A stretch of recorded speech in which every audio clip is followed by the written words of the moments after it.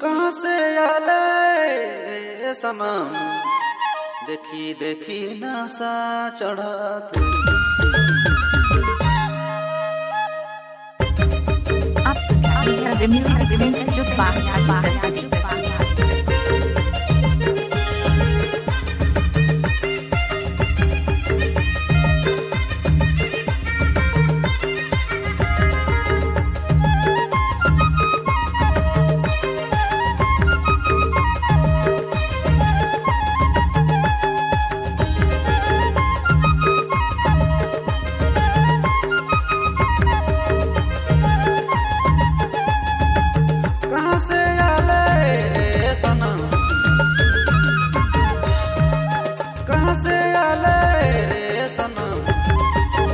देखी नशा चढ़ा।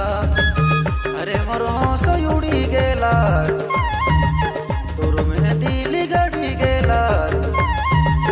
गोरिया तो के मिले तो लगे दैया लगेला रे। म्यूजिक सेंटर जो बाहर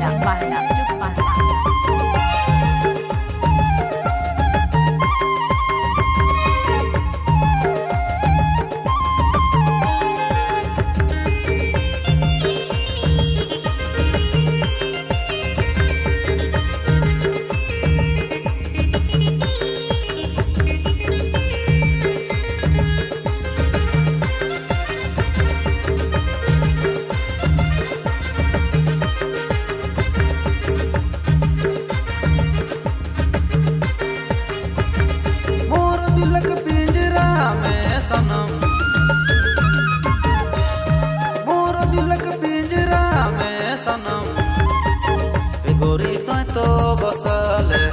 अरे मोर होश उड़ी गेला तोर में दिल गड़ी गेला। गोरिया तो के मिले तो लगे दैया लगेला रे।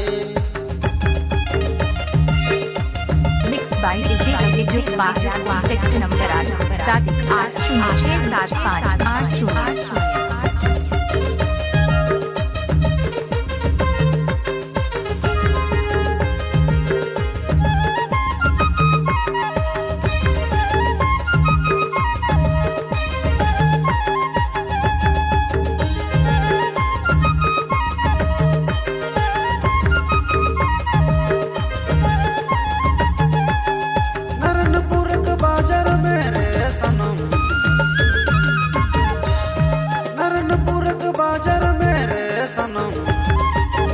गोरी तोर से बेटालो।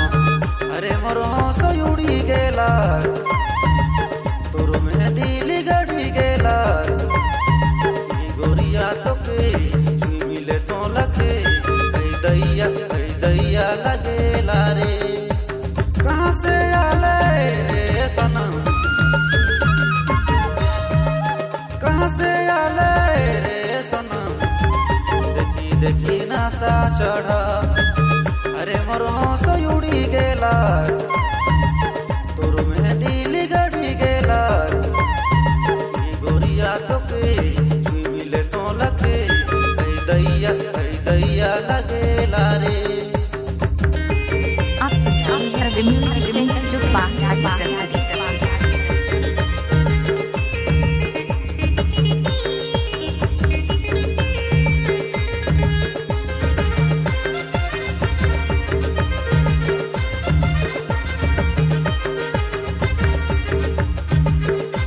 म्यूजिक सेंटर जो इस गीत को लेकर आ रहे हैं मिस्टर खगेश्वर यादव। एल्बम दिल्ली गेले बदल गेले, नारायणपुर रानी कोम्बो, जिला जसपुर।